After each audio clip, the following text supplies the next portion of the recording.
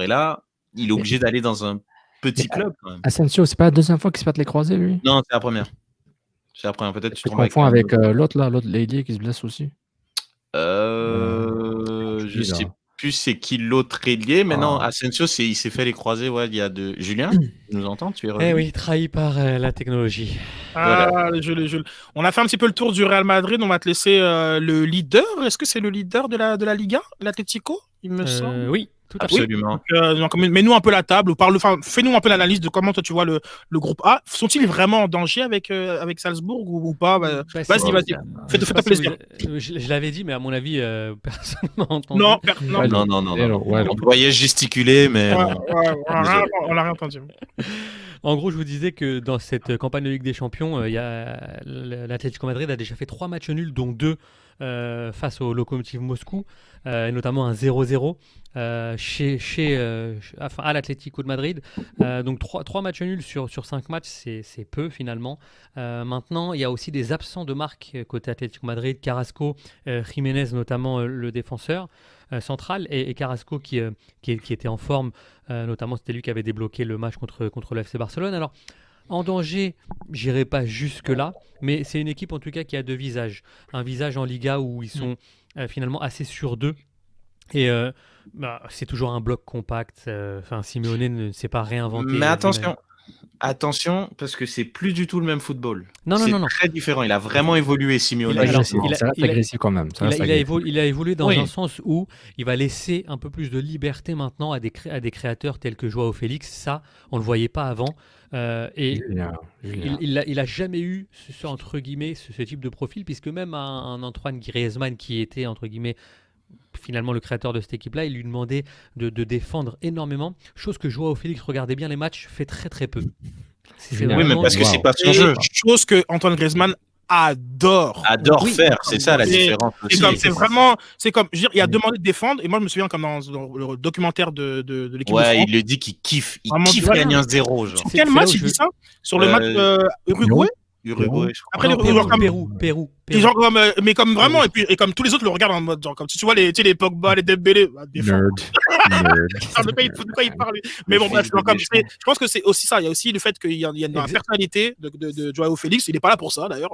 Exactement, mais c'est pour ça que je veux dire que c'est là où je rejoins Reg. Où Simeone a évolué un petit peu, c'est que avant. Et là, je l'ai vu là tout récemment, c'est pour ça que j'en parle, c'est que quand il prend Diego Costa, quand il a des Luis Suarez, tout collait avec le personnage de Simeone et ce qu'il voulait du football. Aujourd'hui, Simeone a changé son état d'esprit, et on voit qu'aujourd'hui, il peut accepter, entre guillemets, un joueur comme Joao Félix, parce que sa vision a changé, et je pense que c'est son renouvellement qui a donné ce second souffle à l'Atlético de Madrid. Maintenant, dans ce groupe où finalement il fait office de favori, ou quand il va au Lokomotiv Moscou, ou quand il va à Salzbourg. Favori du groupe.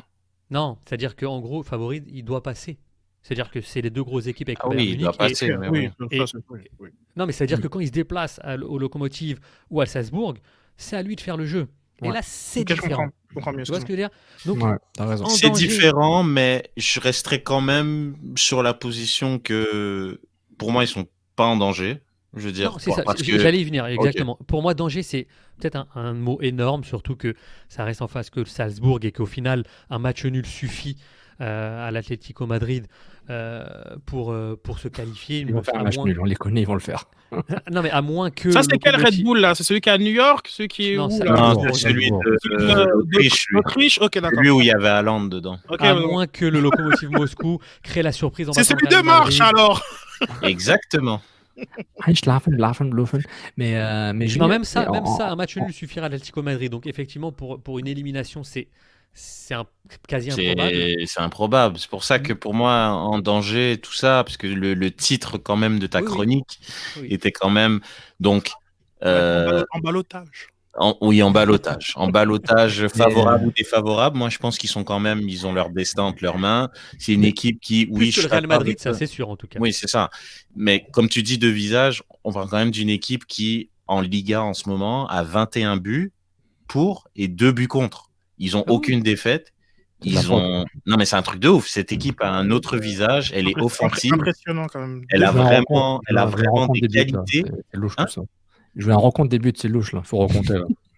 Non, mais c'est vraiment impressionnant parce que je trouve qu'elle a un autre visage et même il y a des joueurs qui étaient perdus pour le foot dans ce style-là, comme Thomas Lemar, qu'on connaît bien, qui justement renaît un peu parce qu'on joue un football qui correspond plus. Et d'autres qui sont partis se perdre. Comme ah oui, ça c'est sûr. Il y en a, ils auraient mieux fait de rester, mais bon. J'ai une question sur l'Atlético Madrid. Il y a deux joueurs qui me fascinent à l'Atlético Madrid.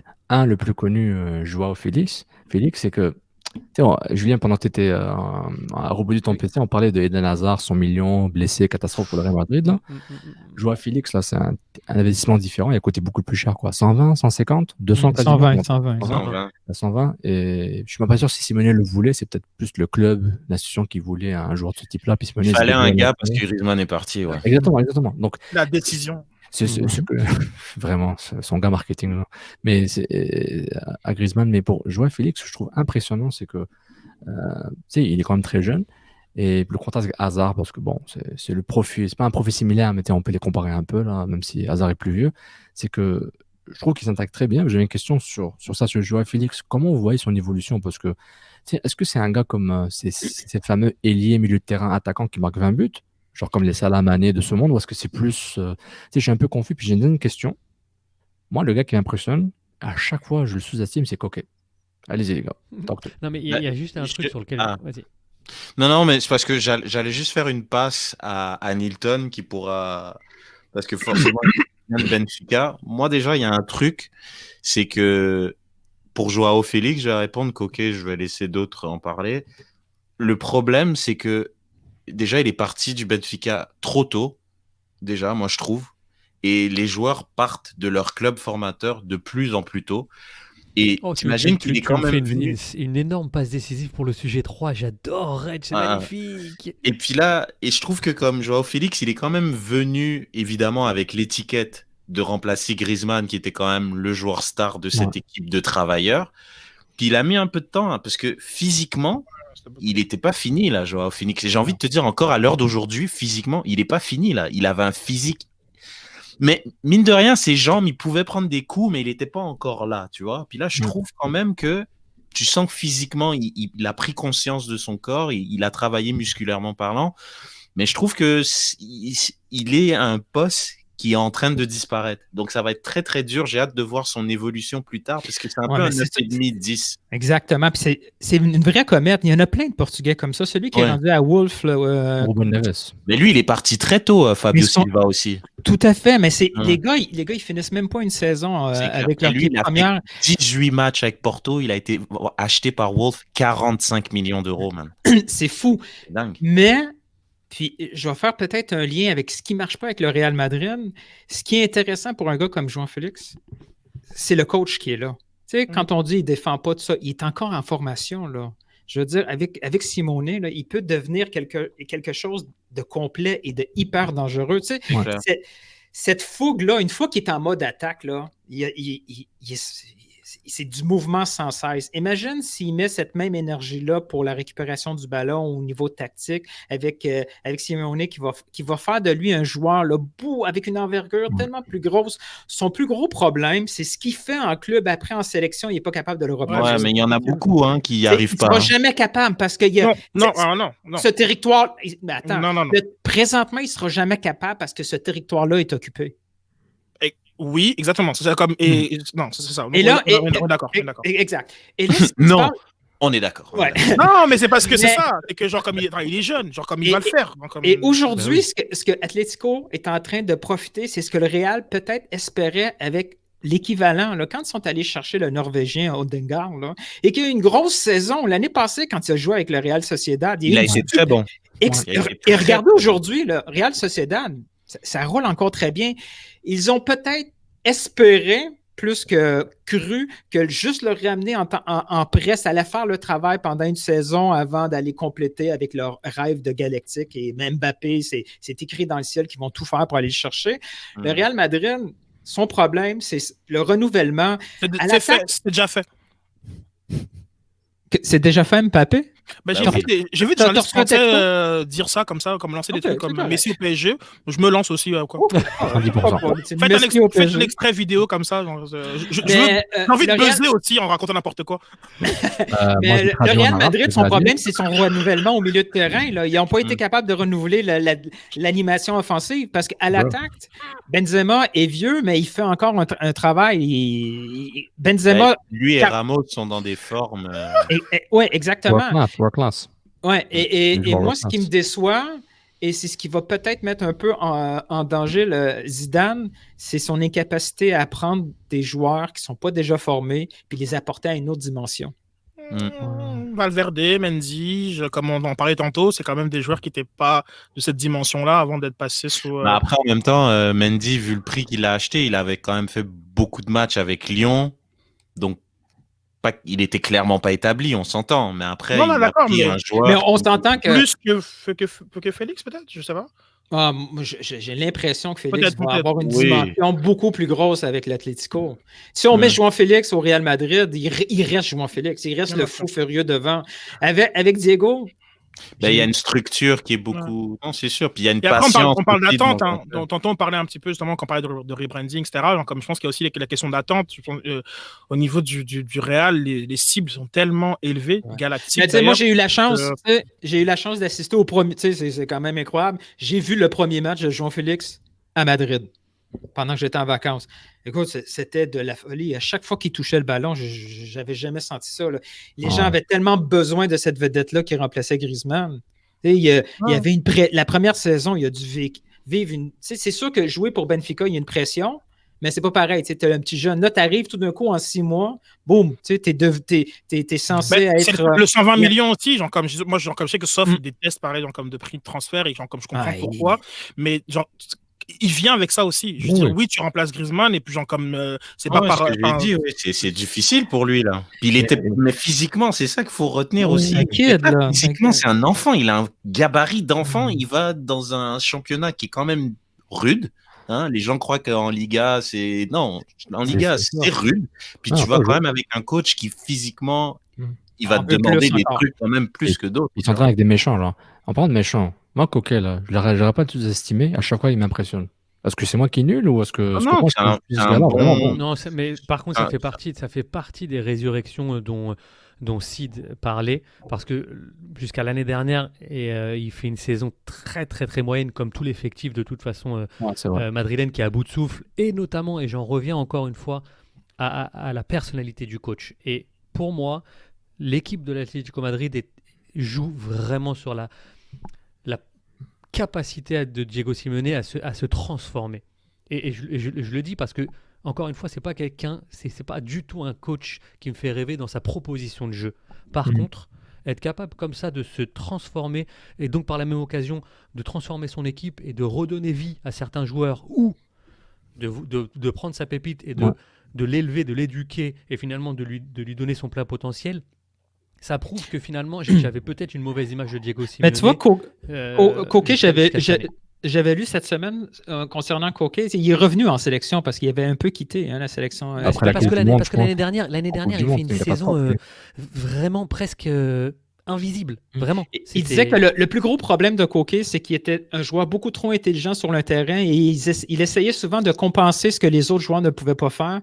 Autant ce joueur-là devrait être, pas l'équivalent, mais beaucoup être un Xavi, où il anime le jeu, tout ça, mais dès qu'il voyait un problème tactique dans son équipe, c'est lui qui prenait en charge. Et trop souvent, les entraîneurs étaient obligés de le replacer offensivement parce qu'il ne devait pas faire ce travail-là défensif et de récupération. Donc, c'est un joueur. Tu sais, c'est la touche Atlético là, qui est derrière Coquet. Mais tu sais, ça aussi, Sofiane, n'oublie pas, c'est que ça soit Coquet ou même que ça soit un joueur comme Saúl Ñíguez, c'est des joueurs, mais techniquement, mais surtout Saúl Ñíguez et Coquet, techniquement, c'est des cracks. Mais ils jouent dans une équipe qui demande juste tellement de physique, c'est des chiens de la casse, ils défendent, donc tu le vois moins. Mais tu mets un Coquet et un Saúl Ñíguez au Barça, ils vont beaucoup plus paraître parce qu'ils vont plus jouer au ballon. Après, attention, l'Atlético joue au ballon aussi, mais voilà, c'est juste que ça se voit moins. C'est ça que je veux dire. Ça se voit moins. Effectivement, en opposition au jeu du Barça et du Real, forcément, c'est compliqué justement d'exister à ce titre-là. Et de toute façon, je pense qu'ils avaient compris, Simeone a compris rapidement que c'est pas comme ça qu'il existerait, comme pour aller justement titiller, genre comme. C'est tout à fait ça. Ce qu'il a fait sur les 8 ans. Parce que c'est quand même, ça fait 8 ans, il me semble. Il a même duré que Klopp, un peu 1 ou 2 années de plus que Klopp. Ce qu'il a fait, d'installer l'Atlético comme parmi le top finale du Champions espagnol, avec 2 tops, c'est ça, comme avec un titre aussi entre temps. Liga. Donc il a compris que c'était en exprimant d'autres qualités de son effectif qui lui appartiennent à lui, c'est pas de son essence. Et Julien, juste pour rapidement, après on peut passer à l'autre sujet si tu veux, c'est que quand tu as dit que Simeone, c'est lui qui est le locomotive du club là, et des joueurs, une question bête là, si Simeone, d'après vous, il a une mauvaise passe, il a un mauvais mois, sa vie personnelle, il est de mauvaise humeur, est-ce que ça va se refléter sur le jeu de l'équipe?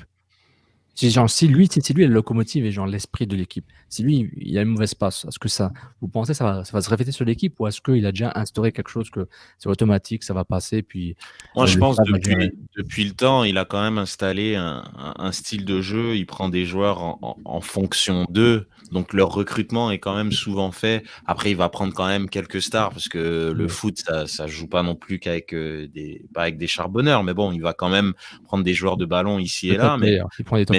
Ouais, exactement, qui peut être un game changer. Puis je pense que Joao Félix était quand même dans cette optique-là. Mais globalement, il a quand même des joueurs, même le prêt de Lucas Torreira d'Arsenal.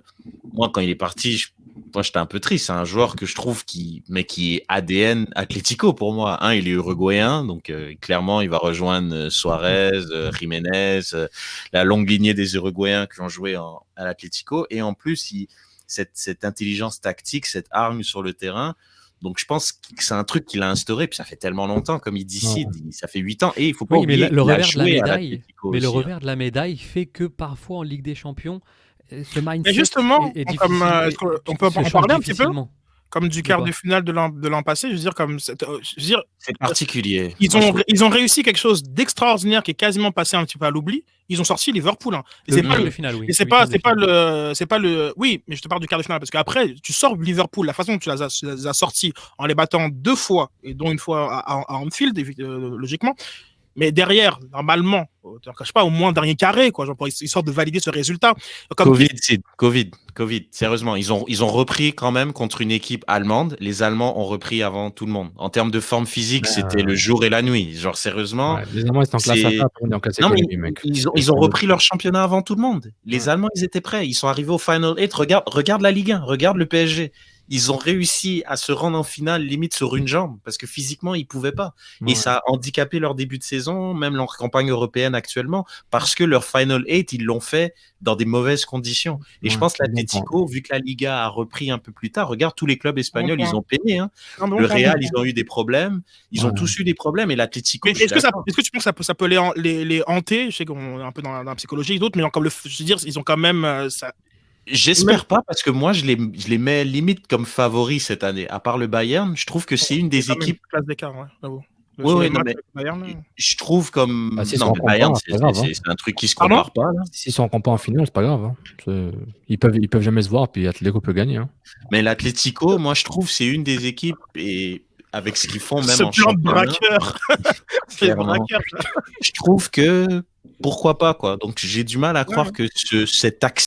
Waouh, quel clip magnifique que tu viens de voir. Si tu veux voir l'épisode en complet en primeur avant tout le monde, clique sur le lien Patreon plus bas. Mais si tu l'as pas vu, c'est un secret. C'est patreon.com/Club.